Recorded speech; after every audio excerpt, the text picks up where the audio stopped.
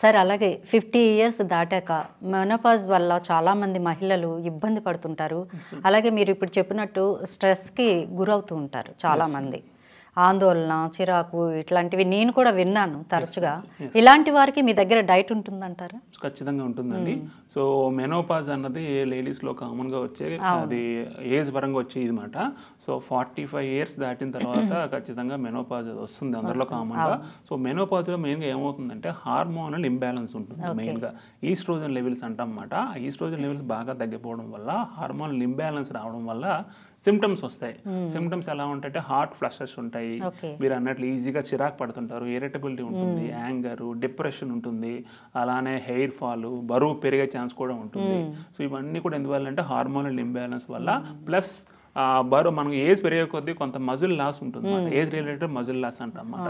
So తద్వారా కూడా unwanted foods తీసుకోవడం, హెల్దీ ఫుడ్స్ సరిగా తీసుకోకపోవడం వల్ల బరువు పెరిగే ఛాన్స్ ఉంటుంది అన్నమాట. సో వాళ్ళలో మనం ఏం చేయాలంటే ఖచ్చితంగా ఫిజికల్ యాక్టివిటీ కంపల్సరిగా, మరీ ఎక్సర్సైజ్లు అవసరం లేదు, మినిమం ఫిజికల్ యాక్టివిటీ చేసుకుంటూ కొంతలో కొంత ఫుడ్లో కరెక్షన్స్ చేసుకోవడం ద్వారా మెనోపాజ్ ఏజ్లో కూడా మనం బరువు పెరగకుండా మనం ఓవర్కమ్ చేయొచ్చండి. బరువు పెరగకుండా. మరి 50 ఇయర్స్ దాటాక బిఎంఐ ఎంత ఉండాలంటారు? సో బిఎంఐ అనేది ఏజ్తో సంబంధం లేదండి. బిఎంఐ అంటే బాడీ మాస్ ఇండెక్స్ అంటాం. ఇది ఒక మెజర్మెంట్ అనమాట. సో మన హైట్కి వెయిట్కి తగ్గ ఎంత మనం వెయిట్ ఉండాలి, అది ఒక మెజర్మెంట్ అనమాట. బిఎంఐ జనరల్గా మనకి చూసుకున్నట్లయితే 18.5 నుంచి 24.5 వరకు ఉండాలన్నమాట. ఇది బిఎంఐ నార్మల్ రేంజ్. 18 కంటే తక్కువ ఉంటే అండర్ వెయిట్ అంటాం, 25 కంటే ఎక్కువ ఉంటే ఓవర్ వెయిట్, ఇంకా 30+ ఉంటే కనుక ఒబేసిటీ, 35 ఉంటే కనుక ఎక్స్ట్రీమ్లీ ఒబేసిటీ అంటాం అన్నమాట. సో అది ఏజ్తో సంబంధం లేదు, అది మన హైట్ వెయిట్ బట్టే ఒక రేషియో అన్నమాట. దీన్ని మనం క్యాలిక్యులేట్ చేసుకోవడానికి బిఎంఐ అంటాం, బాడీ మాస్ ఇండెక్స్ అంటాం అన్నమాట. అలాగే సార్, అంటే ఇప్పుడు 50 ఇయర్స్ రాగానే మహిళలు ముఖ్యంగా ఏదో తమ జీవితం అంతా అయిపోయింది అన్నట్టు ఫీల్ అయిపోతూ ఉంటారు. కానీ కొంతమంది సెలబ్రిటీస్ని చూసుకుంటే వాళ్ళు ఇంకా యంగ్ లుక్లో కనిపిస్తూ ఉంటారు 50 దాటాక కూడా. దానికి కారణాలు ఏంటంటారు అసలు? సో దీనికి మెయిన్ కారణం ఏంటంటే లైఫ్ స్టైల్లో కరెక్షన్స్ అండి. సో ఖచ్చితంగా అంటే వాళ్ళు ఎందుకు అలా ఉంటున్నారు, వీళ్ళు ఎందుకు అలా ఉండలేకపోతున్నారు అంటే మెయిన్గా ఈటింగ్ హ్యాబిట్స్ అంటాం, అలానే సోషల్ ఇంటరాక్షన్ అంటాం అన్నమాట. సో మనకి సోషల్ ఇంటరాక్షన్ ఎప్పుడైతే అవుతుంటామో అది కూడా లైక్ మైండెడ్ పీపుల్తో, ఎవరితో పడితే వాళ్ళతో మనం ఇంటరాక్షన్ అయితే మనకు అంత వైబ్స్ ఉండవు అన్నమాట. సో పాజిటివ్ వైబ్స్ ఎప్పుడు వస్తాయంటే మనం ఒక లైక్ మైండెడ్ పీపుల్తో, పాజిటివ్ వైబ్స్ ఉన్న వాళ్ళతో మనం ఇంటరాక్ట్ అవ్వడం వల్ల, సోషల్ ఇంటరాక్షన్ అవ్వడం వల్ల మనకి ఆ పాజిటివ్ వైబ్స్ ఉంటాయి. అరే మనకి ఏజ్ అయిపోయింది అట్లా అనుకోకుండా ఖచ్చితంగా అది ఇంపాక్ట్ ఉంటుంది. రెగ్యులర్గా కొన్ని లైఫ్ స్టైల్ కరెక్షన్స్ ఖచ్చితంగా చేసుకోవాలి. ఫుడ్లో కరెక్షన్స్ కానివ్వండి, మార్నింగ్ టైంలో వాకింగ్ చేయడం, జస్ట్ వాళ్ళకి కుదిరినంత. సో ఏజ్ పెరిగింది కదా అని చెప్పి అని మనం ఫిజికల్ యాక్టివిటీ లేకపోతే ఏమవుతుందంటే ఆటోమేటిక్గా బాడీ అనేది స్టిఫ్నెస్ వస్తుంది అనమాట. సో ఆటోమేటిక్గా ఏజ్ రిలేటెడ్గా కొన్ని చేంజెస్ ఉంటాయి బాడీలో కంపల్సరీగా. సో ముడతలు అంటాం, రింకిల్స్ అంటే ఇవన్నీ వస్తాయి. సో వాటిని మనం కూడా ఓవర్కమ్ చేయాలి అంటే కనుక ఆటోఫేజీ అంటాం అన్నమాట. సో ఈ ఆటోఫేజీ అనేది ఒక బ్యూటిఫుల్ సైన్స్ అనమాట. దీనికి ఆల్రెడీ నోబెల్ ప్రైజ్ కూడా ఇచ్చారన్నమాట 2016లో, జపనీస్ సైంటిస్ట్ అనమాట. సో అతని నేము డాక్టర్ యోషినోరి ఒషిమి అంటాం అన్నమాట. సో అతనికి నోబెల్ ప్రైజ్ ఇచ్చారన్నమాట. సో నోబెల్ ప్రైజ్ అనేది one of the important award given to the సైంటిస్టులు కానీ ఎవరైనా ఆ ఫీల్డ్లో వర్క్ చేసిన వాళ్ళకి ఇస్తారన్నమాట.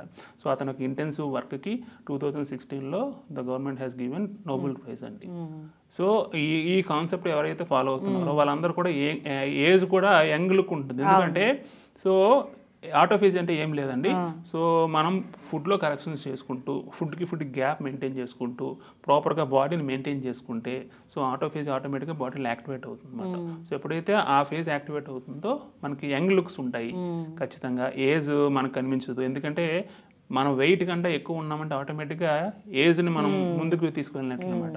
సో మనం ఎప్పుడైతే మన హైట్కి తగ్గట్టు వెయిట్, ఐడియల్ వెయిట్ అంటాం, ఐడియల్ వెయిట్లో మనం ఉంటే కనుక ఖచ్చితంగా ఈ ఆటోఫేజ్ అనే కాన్సెప్ట్ ఫాలో అయితే కనుక ఖచ్చితంగా యంగ్ లుక్స్ ఉంటాయి అన్నమాట. సో వాళ్ళలో యంగ్ లుక్స్ ఉండడానికి మెయిన్ కారణం ఏంటంటే వాళ్ళ ఈటింగ్ హ్యాబిట్స్, సోషల్ ఇంటరాక్షన్స్ కానీ, పాజిటివ్ వైబ్స్ ఉన్న పీపుల్తో ఇంటరాక్ట్ అవ్వడం కానీ. సో ముఖ్యంగా మా వావ్ కమ్యూనిటీ, సో అందులో కూడా ఏంటంటే రెగ్యులర్ ఇంటరాక్షన్స్ ఉంటాయి అన్నమాట. సో మా ఫౌండర్ రాజానారాయణ గారు, సో అతను ఏంటంటే పాజిటివ్ ఎప్పుడు స్ప్రెడ్ చేస్తారు అన్నమాట. సో అతనితో ఎప్పుడు అసోసియేట్ అయినా కూడా ఖచ్చితంగా మాకు ఈ ఇంపాక్ట్ ఉంటుంది అన్నమాట. అలానే మా కోచెస్ అనంత్ చంద్ర గారు అని, డాక్టర్ సుమలత గారు. అంటే మీరు ఒక గ్రూప్ వాట్సాప్లో అంటే పేషెంట్ల కోసం గ్రూప్ ఏమైనా క్రియేట్ ఖచ్చితంగా ఉంటుందండి. సెపరేట్గా మనకి ఇకిగాయ్ క్లబ్ అంటామన్నమాట. ఇకిగాయ్ క్లబ్ అంటే అది డైలీ మార్నింగ్ 5:15 నుంచి 6:30 వరకు ఎక్సర్సైజ్ గ్రూప్ అంటే సెపరేట్గా ఉంటుంది అన్నమాట. ఒక వాట్సాప్ సెపరేట్ గ్రూప్ ఉంటుంది, అందులో లింక్స్ ప్రొవైడ్ చేస్తాం అన్నమాట మా క్లయింట్స్కి. సో అందులో ఏముంటాయంటే physical activity, yoga, meditation and also ఒక హెల్త్ బైట్ ఉంటుంది కంపల్సరీగా డైలీ. సో ఒక న్యూట్రిషనిస్టులు ఉంటారు, డాక్టర్స్ ఉంటారు, వాళ్ళ హెల్త్ బైట్ని ప్రొవైడ్ చేస్తారు. అలానే ఒక విజిడమ్ బైట్ అంటాం అన్నమాట. సో ఒక మోటివేషనల్ బుక్స్ కానీ ఇన్స్పిరేషనల్ బుక్స్ ఉంటాయి, వాటి నుంచి కొన్ని పాయింట్స్ డిస్కస్ చేస్తాం అన్నమాట. సో ఒక 1 hour మార్నింగ్ ప్రొడక్టివ్గా దాన్ని మనం డిజైన్ చేసాం అన్నమాట. సో మండే టు సాటర్డే దీన్ని ఫాలో అవుతాం. ఇలా ఫాలో అవడం వల్ల ఏంటంటే స్ట్రెస్ కూడా one of the important factor. Knowledge కూడా మనం ఎప్పటికప్పుడు అప్డేట్ చేసుకుంటూ ఉండాలి. సో హెల్త్ గురించి తెలుసుకుంటాము, ఒక ఇన్స్పిరేషనల్ స్టోరీస్ తెలుసుకుంటాము, అలానే ఫిజికల్ యాక్టివిటీస్ చేస్తాము, యోగా, మెడిటేషన్, ఇవన్నీ కూడా ఆ ఇకిగాయ్ క్లబ్ అనే దాంట్లో ఇంక్లూడ్ చేసామండి. సో మండే టు సాటర్డే రోజు ఒక యాక్టివిటీ ఉండదు.